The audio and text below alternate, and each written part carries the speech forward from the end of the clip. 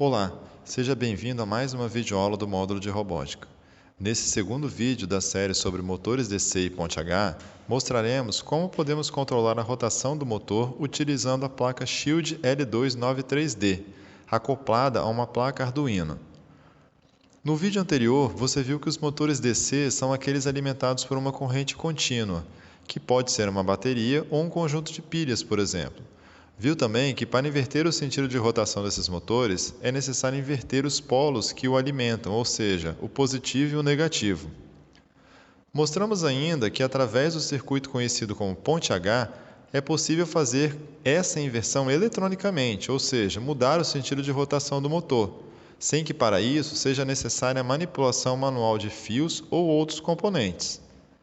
Finalizando o vídeo anterior, mostramos ainda que existem diversas placas que possuem o circuito ponte H disponíveis no mercado, e dentre as mais usadas está a Shield L293D. Como esse é o modelo de placa que estaremos usando para a construção do nosso carro seguidor de linha, vamos conhecê-la um pouco melhor. Conforme já falado anteriormente, essa placa permite controlar até 4 motores ao mesmo tempo, e nessa imagem podemos ver destacado o local onde esses motores devem ser conectados na placa. Também é possível ver destacado na imagem os dois circuitos de ponte H da Shield. Durante o vídeo que mostrou a montagem do carro seguidor de linha, você viu que a Shield fica acoplada ao Arduino, encaixada em cima do Arduino. Por isso, ela pode ser alimentada tanto pelo Arduino, como receber alimentação de uma fonte externa de energia. Nessa imagem, podemos ver o jumper amarelo que indica quando a placa será alimentada por uma fonte externa de energia, assim como os conectores que recebem essa alimentação externa. Apenas lembrando que, no caso de alimentação externa, obrigatoriamente esse jumper deve ser removido da placa. Durante o vídeo que mostrou a montagem da estrutura física do nosso carro seguidor de linha, você pôde perceber que usaremos alimentação externa e que ela será feita por um conjunto de pilhas. Então, é importante que você certifique-se de que os conectores da Shield estão recebendo a alimentação externa de forma correta e que o jumper encontra-se removido da placa. Após certificar-se também que os polos dos dois motores estão corretamente conectados à placa, tudo o que precisamos fazer é usar algumas linhas de programação para controlar o sentido e velocidade de rotação dos motores. E isso faremos diretamente usando o Arduino IDE. Para começar a trabalhar com a Shield, precisaremos fazer a inclusão de uma biblioteca. Logo, basta clicar em Ferramentas e em seguida clicar na opção Gerenciar bibliotecas. Nessa tela, basta que você digite no campo de pesquisa Motor Shield, conforme destacado em vermelho nessa figura, para que a IDE do Arduino localize a biblioteca. A biblioteca que iremos instalar é a da Field Motor Shield Library.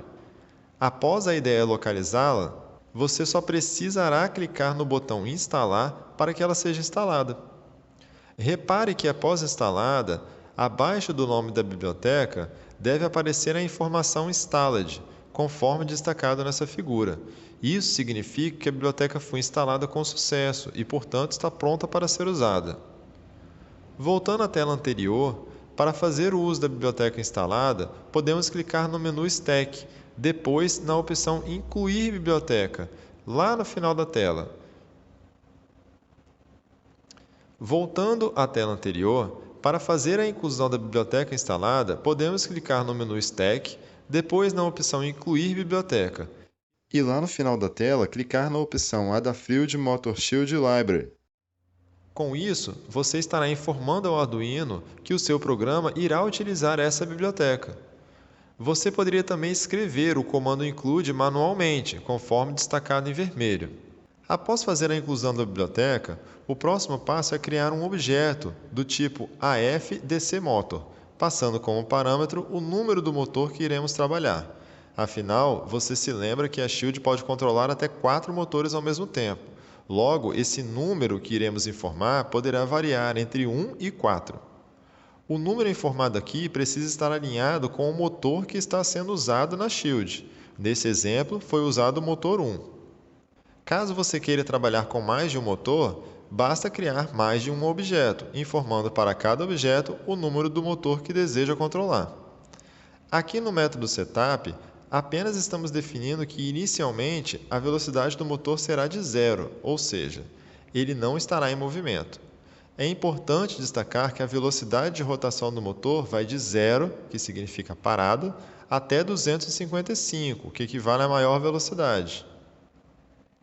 No método loop, faremos a programação para girar o nosso motor, e para isso, tudo que precisamos indicar é a velocidade e a direção.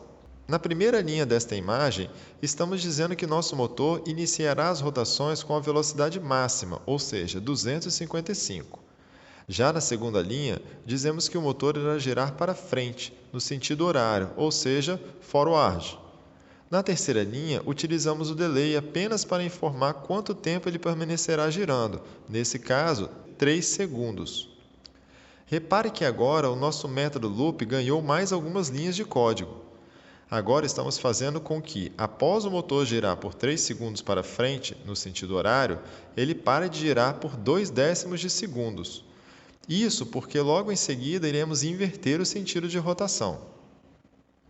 E para isso, tudo o que devemos fazer é acrescentar um código semelhante ao existente, porém, informando que o sentido de rotação agora é para trás, anti-horário, ou seja, backward. Aqui nesta imagem é possível ver o código do loop que faz com que o motor permaneça girando por 3 segundos em cada uma das direções, ou seja, 3 segundos para frente e depois 3 segundos para trás. Assim, fechamos mais uma série de videoaulas, onde mostramos como é possível controlar as rotações de um motor DC de forma simples utilizando a placa Shield L293D.